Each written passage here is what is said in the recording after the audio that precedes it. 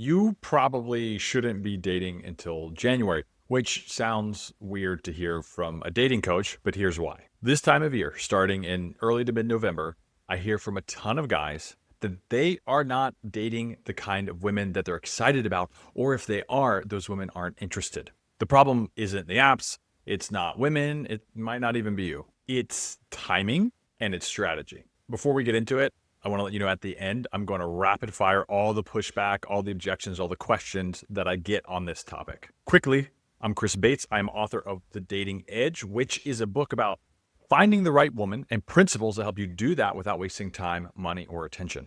I'm also the coach behind the YouTube series Wife or Bust. Check that out. It has been super helpful for all my clients, friends, and just any man I've talked to, really. Usually, I tell men, hey, stay in the dating arena. Unless you are fresh out of a breakup or a divorce, or if the holiday season is upon us. Maybe you're unemployed, going through a rough patch. Those are the exceptions. But generally, I think we learn a ton by staying in the dating arena until we get into the right relationship. If while watching this, you're like, oh man, that 90-day plan sounds really good. I offer a few free calls a week to help guys put this plan together. The link is below. Check that out.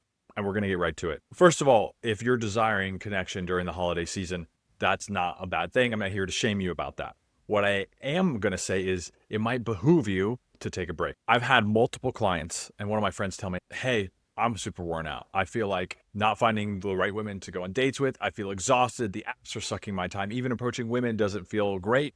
And I'm like, good, don't date over the holidays. And he looked at me and he was super confused. I will get into the reasons why it's bad, a really, really bad time to date. But first, let me tell you my personal story from a year ago. Even though I had been working on the dating edge for a year and a half, and I thought I knew what I was doing, and I've been married, divorced, gone on almost 80 first dates, all these things, I was not prepared for what the holidays had in store for me last year. I had recently gotten out of a breakup, and I felt like I was good to get back into the wild, but lo and behold, not only was it premature on my end, but there was a lot of disadvantages in the timing of that. However, I noticed that fairly quickly. I pulled back and I said, hey, I'm going to take the next 60 days to do what I need to do. I'll focus on friends and family. I'll focus on holidays. I'll focus on my interests. I'll focus on business, but I'm not going to focus on dating with the goal of coming back to dating in mid-January fresh. So I dialed in my health, my routine, my time blocking, friends I wanted to deepen relationships with, volleyball. I'm a bit of a gamer and a nerd, so I got back into watching Lord of the Rings and back into D&D and things of that nature. And I was just so freaking happy. And after traveling home to spend time with family, I came back to Austin, Texas, and got back on the apps, started approaching women in the wild. And by mid-January, I had 7 first dates lined up, and I had only been approaching women on the apps for 5 days. And as someone who's been single multiple times and really kept track of all this, metrics like that I had never seen before. In fact, the second first date I went on was the woman that I've been dating since for almost a year now. We live together with our dogs. It's honestly the dream life. That's what I want to help you get. And if you're in a similar situation now to how I was feeling a year ago, this is really going to help you. There are 5 reasons why this is not an opportune time to date during the year. First of all, there's emotional chaos. Men and women are looking for short-term partnerships to temporarily fill the gap of loneliness as things get colder and as the holidays approach. A lot of men and women are thinking, oh, I'm around my siblings or my friends and they have partners or maybe kids, and I don't want to be alone, so I'm going to find someone. And in that way, I don't look and feel alone. Whether or not they do this subconsciously or consciously, there's obviously going to be variance there, but it's a real thing. And cuffing season pressure, if you're not sure what that is, I'll throw a definition on this side of the screen. Gotcha, mixed it up. I understand that sometimes it feels like better to have something than not at all. But my main thing is we are looking to find the right woman. You're not going to find her during cuffing season. Reason 3, routines fall a lot. Routines fall apart for a lot of people and the schedule is busy. So even if there is a woman that you might get along with or you might be excited about, she's going to be more busy. And when women become more overwhelmed with their schedule, they tend to say no to new opportunities. In addition, a lot of confidence dips. A lot of people are more short. It's just not as warm and fuzzy as a time to make a new connection. Reason number 4, are full of the wrong kind of person. They're people who are lonely or maybe bored or maybe don't have people to spend the holidays with. And if you feel like you've been there, I'm not dogging on you. I've been there. But now that I'm looking back, I'm like, oh, that version of me was not the kind of guy who should be going out on dates, nor were the women that I was dating during those times. Reason number 5 is kind of piggybacking off all these. You're not your best self, right? Typically there's a lot going on. People maybe run away from their problems and go on vacation to warmer areas or whatever. But this is just reiterating. Overall, you're not your best self, and generally neither are the women who you're going to want to be pursuing. So the solution to this is what I mentioned before, is a strategic break, which coincidentally makes you more attractive when you go back to dating. I break it into 3 phases, typically 30 days. So it's mid-November now when this video comes out. If you're seeing it a little later, don't worry. This can work late November, early December, really anytime before next year. But phase 1, the first 30 days, you are taking inventory on your life and figuring out where you need to tweak, how you spend your time. Are you happy with your life? Do you feel fulfilled? Do you have the social circles? Is your mental and physical health going in a good direction? Are you maintaining it or even increasing it? What are the answers to these questions? So take inventory, take stock in that, and have those honest conversations with yourself. And depending on the answers, start to take action. It doesn't have to be anything crazy, just incremental action in all the areas of your life that you feel like need to be reinforced. Phase 2, you're going to kind of update your strategy and tactics behind dating. So this is the next 30 days. So days 31 through 60 roughly. And at this time, it should still be through December, maybe early January. You are going to revisit Hinge. And I don't like the other apps for a lot of reasons. Hinge, I think, is the best way to find a wife. If you're looking for the right woman, you're going to revamp your Hinge. You're going to make that stick out. You're going to reflect on a lot of the experiences you've had and be honest with yourself of how can I differentiate myself in an authentic and effective way. You're going to reflect on the in real life approaches, clean up your social media algorithm so you're not seeing softcore porn. There's going to be a lot of things that you do during that window, which helps optimize your attention and your strategy so that when the next set of 30 days comes around, you can execute flawlessly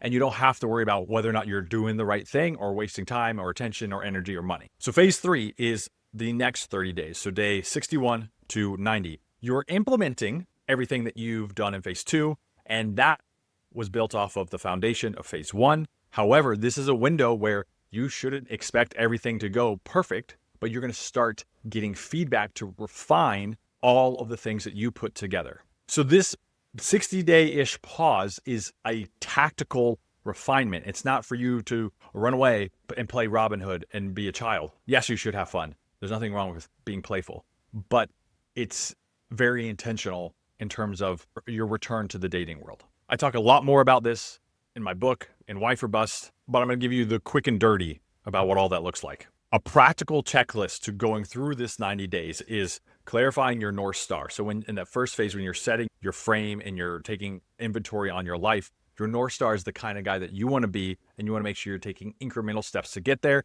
You won't get there overnight. That's not the point of identifying the North Star. The North Star is saying, hey, I'm heading in that direction, and that is enough to land the right woman, believe it or not. Part of that audit is how you spend your time blocking things on your calendar, everything from workouts, sleep hygiene, nutrition basics, cleaning up your home environment. And then we move to rebuilding your dating profile, doubling down on your social connection so you have really good foundation with family, inner circle, outer circle, and then reflecting on your dating patterns before you put everything to the test. The other benefit to this is, I don't know if you've ever done anything else in life. For me, writing the book was one of the hardest things I've ever done. And it was crucial that when I started to hit a roadblock, when I wasn't getting great feedback, when I wasn't enjoying it, I took a little break. And when I stepped away, I was still doing things that made me a better author, specifically for dating, and a better coach, and a better boyfriend, and better all these things. But I kind of pulled back and then came back. And therefore, I had that renewed sense of wonder, adventure, curiosity, playfulness, but also laser precision on what I wanted. So you come back not only with clarity, but almost renewed optimism in humanity, if not women in dating in general. It's really like training at altitude as an Olympic athlete and then coming down to earth and competing. I hope you found that helpful. If you want more structure on how to do exactly that, that's something I help guys with in that free dating strategy call that I mentioned, the link that's below. I only have capacity for about 3 to 5 of those a week, so check it out. See if you have time in your schedule this coming week or the following. I mentioned in the beginning that I was going to rapid fire some questions and objections. So we're going to do that now. Objection number 1. What if I meet someone great during that time? Look, there's nuance to everything. If you meet someone great, take a chance on it. I don't see a problem with that. I just think realistically, having a shit ton of anecdata, there's a low probability of that or a low probability of it going well, but see that opportunity through. Trust your gut. Objection number 2. Will I lose momentum? Nah. It's like going to the gym. You can't hit bench every day to increase your bench. You're going to have a rest day. This is your rest day, and you're going to hit it harder and PR the next time. Objection number 3. Should I cancel dates if they're already scheduled? No, I think it's good to see those through and don't be pessimistic about them, but use them as a way to gather knowledge that might help you during the rebuilding phase. Question number 4. I haven't dated in years. Should I still take time away? Do I still need a break from dating over the holidays? Yes, I think so, because this is a really bad time to come in without a lot of experience, and you're going to get a lot of negative feedback up front, not positive feedback. 5. Is this just an excuse to avoid dating apps? Again, yes and no. The dating apps, as we went over earlier in the video, have a lot of downsides to them, especially over the holidays. But I've actually gotten 3 relationships from Hinge, including the woman that I'm dating now, even though I was dating and approaching women IRL. I think the apps are a great tool when used correctly, and there's a huge asterisk on that. But the ass and asterisk, bro. But like everything else, always good to take a healthy break, and I think that's the same with the apps, especially because they're more volatile and full of more people that probably aren't actually looking to date seriously this time of year. So just as a reminder, you are not quitting dating, you're not swearing off women, you're not negative and pessimistic and jaded and cynical. You're doing a tactical recharge. And January, she's a wonderful month. She will reward the man who starts prepping in November and December. Trust me. I probably should have mentioned this much earlier, but I'm going to do it now. New Year's resolutions are a big impact here. A lot of people do them. Not everyone does. But whether or not you do them, everyone is looking back at their last year and being like, you know what? I want more of this, or I should have been more this way. So the other benefit to this is you're catching women on the upswing. And if they have that momentum and you've already taken the time to do that proactively, she'll be like, oh, wow, he's done this the past couple of months. Because you can tell them about this. It's no secret. Be like, yeah, I took time apart over the holidays to be with my family, to rebuild myself, to think about my future, my vision. But she's going to be drooling here and everywhere. And that's a great thing, because if a woman admires that you did, that means she's going to be on the upswing. She's going to see you up here and you can grow together, which is ideal for finding the right partner in the long run, possibly your wife. That's all I got for you today. You know the whole deal. Subscribe if you want some more. I love doing videos like this. Again, I have those free dating strategy calls. The link is below. And a really low cost resource that has so much value in it, and it's honestly performing really well on Amazon, is my book, The Dating Edge. Pick that up if just the theme of finding the right woman resonates with you. There's 13 principles in there that are going to pay off for you big time ASAP. That's all I got for you. Deuces.